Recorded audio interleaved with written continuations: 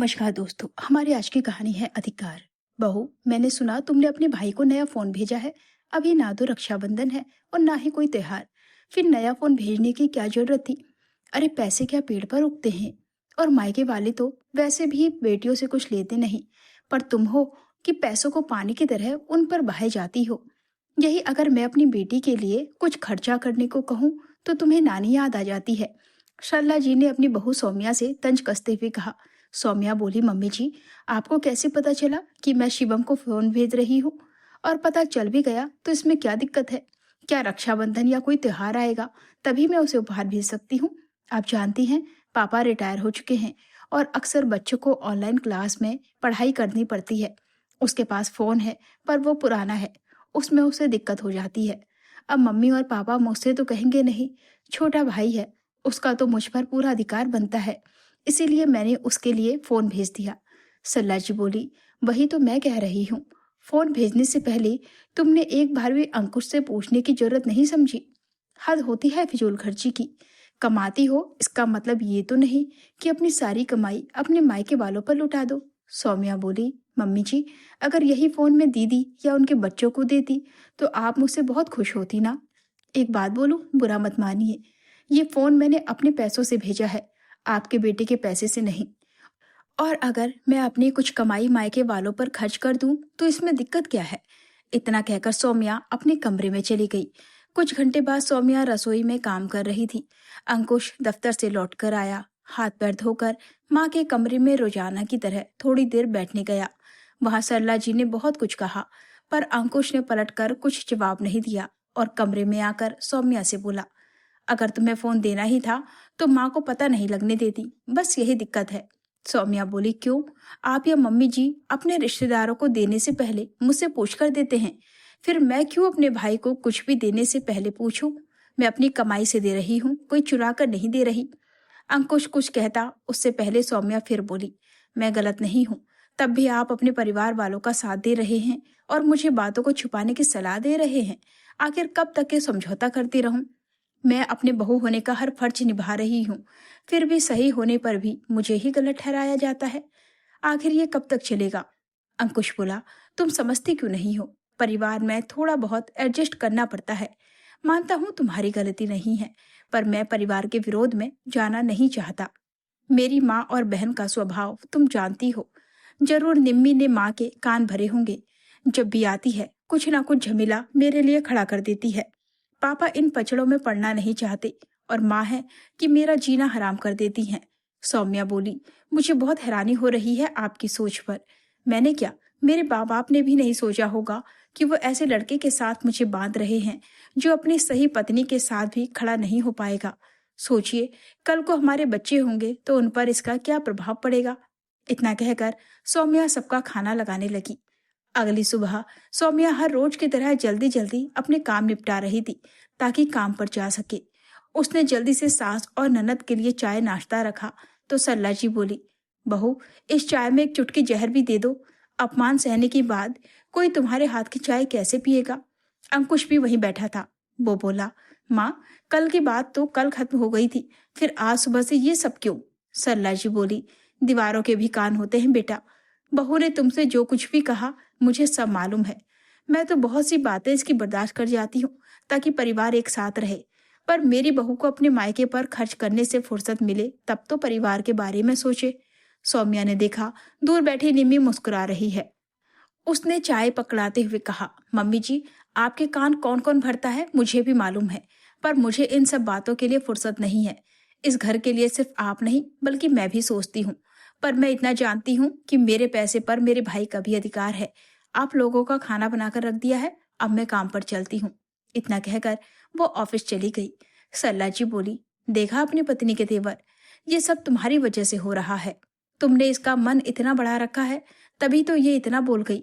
अभी भी समय है, संभाल लो, कल को बच्चे हो जाएंगे तो उन्हें भी ये तुम्हारे खिलाफ कर देगी। निम्मी बोली, सच में भैया, मैं तो पराई हो गई हूँ, फिर भी इस घर की चिंता में बैठी हूँ। आपके बारे में, माँ के बारे में इतना सोचती हूँ, फिर भी मैं ही भाभी के निशाने पर रहती हूँ। भाभी तो कभी अपने परिवार के बारे में सोचती ही नहीं, क्योंकि उनका पूरा ध्यान तो मायके पर लगा रहता है। अंकुश बोला, निम्मी, कम से कम आग में घी डालने का काम मत करो। और तुम जो कह रही हो ना कि वो अपने मायके वालों के बारे में सोचती है, अरे वो तो कम से कम सोचती है, पर करती तो ससुराल वालों के लिए है। और तुम क्या करती हो? साल के 6 महीने तो मायके में बैठी रहती हो। और माँ, वो अपने पैसों का क्या करती है इसका हिसाब मैं उससे नहीं लूंगा। मैं इतना जानता हूँ कि वो कोई फिजूल खर्ची नहीं करेगी। सरला जी बोली, सब कुछ तो ठीक है, पर अपनी शादीशुदा बहन से कोई इस तरह से बात करता है? ये भी जरूर तुम्हारी पत्नी ने ही तुम्हें सिखाया है ना। न जाने मेरे घर की शांति को क्या हो गया है। अंकुश गुस्से में बोला, आप मुझसे क्या चाहती हैं? वो अपने पैसे खर्च कर रही है, उस पर भी मैं रोक लगा दूं? सरला जी गुस्से में बोली, ऐसा करो, कुछ महीने के लिए उसे मायके भेज दो। जब माँ बाप के घर में बैठी रहेगी, तब उसके माँ बाप को पता चलेगा कि बेटी को कैसी शिक्षा दी है, और बहू को भी पता चलेगा कि ससुराल का सुख क्या होता है। अरे, बहू के पैसों पर उसके माँ बाप का अधिकार नहीं, बल्कि ससुराल का अधिकार होता है। अंकुश गुस्से में बोला, ठीक है, आज रात इसका भी फैसला कर ही दूंगा। अब मैं जाऊं? आज के दिन ऑफिस के लिए बहुत अच्छी शुरुआत की आप दोनों ने। इतना कहकर वो चला गया। जब भी निम्मी मायके आती थी, घर का माहौल कुछ ऐसे ही डगमगा जाता था। सौम्या के माता पिता कभी भी उससे कोई मदद नहीं लेते थे, परंतु पिता के रिटायरमेंट के बाद सौम्या अपना फर्ज निभाते हुए अपने भाई की छोटी मोटी मदद कर दिया करती थी, जो कि सरला जी को पसंद नहीं आती थी। रात में जब सब खाना खा रहे थे, तो निम्मी तंज कसते हुए सौम्या से बोली, भाभी, आपके मायके वाले ही आपके लिए सब कुछ है क्या? हम कुछ भी नहीं है, क्योंकि दिन रात आप उन्हीं की चिंता में डूबी रहती हैं और उन्हीं पर खर्च करती हैं। अंकुश बोला, खाने की टेबल पर भी तुम लोग शुरू हो गए? सौम्या मुस्कुराकर बोली, अरे, ननद भाभी के बीच मस्ती मजाक हो रहा है। और दीदी, मेरी कमाई पर मेरा ही अधिकार है, ये मैं कैसे खर्च करूंगी, ये मेरा निर्णय होगा। जब तक हक की बात है, जितना हक आपका आपके भैया के पैसे पर है, उतना ही मेरे भाई का मेरे पैसे पर है। और जहां तक उपहारों की बात है, उपहार किससे ज्यादा मिलते हैं ये आपसे बेहतर कौन जान सकता है। ये बात सरला जी को चुभ गई। उन्होंने कहा, बहू, तुम्हारी ननद ने ऐसा भी क्या कह दिया जो तुम्हें इतना बुरा लग गया? आखिर वो गलत क्या कह रही है? तुमने अपनी ननद को तो कभी कोई फोन खरीद कर नहीं दिया। पहले लड़कियों के मायके से उपहार आते थे, पर यहाँ तो उल्टी गंगा बह रही है। अंकुश बोला, कम से कम खाने के टेबल पर तो शांति बनाए रखो। और माँ, आपको क्या कमी है? आपका बेटा भी तो कमाता है। इसकी कमाई ये कैसे खर्च कर रही है, करने दीजिए। और वैसे भी ये अपने छोटे भाई के प्रति बस अपना फर्ज निभा रही है, तो क्या गलत कर रही है? निम्मी तुरंत बोली, भैया, आपके कहने का क्या मतलब है? भाभी को अपनी सारी कमाई मायके वालों पर खर्च करनी चाहिए? अंकुश बोला, अगर तुम्हें ऐसा लगता है तो तुम भी कमाओ और अपने पैसे मायके पर खर्च करो। निम्मी चुप हो गई। अगले दिन रविवार था। अंकुश सौम्या से बोला, सौम्या, मैं सोच रहा हूँ तुम कई दिनों की छुट्टी लेकर मायके चली जाओ। सौम्या बोली, मैं समझी नहीं, आप मुझसे एकाएक मायके भेजने की बात क्यों कह रहे हैं? आपकी खुशी के लिए हर बार मैं समझौता करती गई कि कभी ना कभी तो आप मुझे भी समझेंगे। ठीक है, अगर आप चाहते हैं कि मैं चली जाऊं, तो मैं भी अब जाना चाहती हूँ, और आपको मुझे छोड़ने जाने की भी जरूरत नहीं है। मेरे माँ बाप ने मुझे इतना संबल तो बनाया है कि मैं अकेले मायके चली जाऊंगी। इतना कहकर सौम्या अपने कमरे में चली गई। सौम्या फटाफट अपनी पैकिंग करने लगी। अंकुश बोला, नाश्ता तो कर लो। सौम्या बोली, सबके लिए बना दिया है, और आज मेरा व्रत है। अब ये व्रत अपने मायके जाकर ही टूटेगा। तभी सरला जी आई और बोली, बहू, अभी क्यों जा रही हो? शाम को चली जाना, अभी तो पूरा घर बिखरा पड़ा है। सौम्या मुस्कुराकर बोली, मम्मी जी, 1 हफ्ते की मेरी छुट्टी है। अब ये घर और रसोई आप सब मिलकर संभाल लीजिए। इतना कहकर वो तैयार होने चली गई। वहीं खड़ी निम्मी बोली, माँ, अब तो आप दोपहर के खाने की तैयारी कर लो, मैं थोड़ी देर आराम करके आती हूँ। ये कह रहे थे दोपहर तक लेने आएंगे, तो मैं तो दोपहर में निकल जाऊंगी। बस मेरी जो खरीदारी नहीं हुई है, वो सारा सामान आप खरीद कर रखिएगा, अगली बार आकर मैं ले जाऊंगी। इतना कहकर निम्मी वहां से खिसक गई। अंकुश बोला, देख लिया माँ, अपनी लाडली बेटी को? मिनट नहीं लगा कि अपने लिए सोचने लगी। सौम्या नौकरी करने के बाद भी घर संभालती है, पर आप और आपकी बेटी नौकरों के साथ भी इस घर को नहीं संभाल पाती हैं। ऊपर से आपको बहू से शिकायत रहती है। मुझे तो समझ में नहीं आता कि आपने मेरी शादी करवाई ही क्यों। तभी अंकुश के पिता वीरेंद्र जी आए और बोले, सरला, मैं सोचता था घर परिवार तुम अच्छे से संभाल रही हो, पर नहीं, घर की लक्ष्मी को तुमने नाराज कर दिया। और जिसने कभी तुम्हारे लिए नहीं सोचा, तुम उसके लिए सोचती रही। सोचो, तुम्हारी बेटी को तुम्हारी तकलीफ नहीं दिख रही है और तुम हो कि बहू पर लांछन लगा रही हो। आखिर उसने किया ही क्या? उसकी कमाई पर उसके माता पिता का अधिकार तुमसे पहले है। सरला जी बोली, ऐसे कैसे हो सकता है? वीरेंद्र जी बोले, क्यों? बहू को पढ़ा लिखा कर क्या तुमने लायक बनाया? उसके माँ बाप ने बनाया है। अगर ऐसा है तो कहो अपने बेटे से अपनी कमाई अपने ससुराल भेज दे। बहू के पैसे अपने पास रखना चाहती हो और बेटे की कमाई ससुराल नहीं देना चाहती हो। तुम तो बहुत स्वार्थी निकली। अंकुश पिता से बोला, पापा, सोचिए, इन सभी के चक्करों में मेरा पारिवारिक जीवन नर्क हो रहा है। वीरेंद्र जी बोले, इन सब में कहीं ना कहीं तुम भी जिम्मेदार हो। जब सही और गलत का फैसला लेने में मर्द कमजोर होता है तो औरतों के पास सत्ता चली जाती है। अपनी पत्नी के लिए तुम नहीं बोलोगे तो कोई और क्या बोलेगा? अब यहाँ खड़े खड़े मेरा मुंह क्या ताक रहे हो? जाओ और बहू को समझाओ। और तुम सरला, बेटी का सामान बांधो और उसे विदा करो और कहना त्योहारों पर आया करे।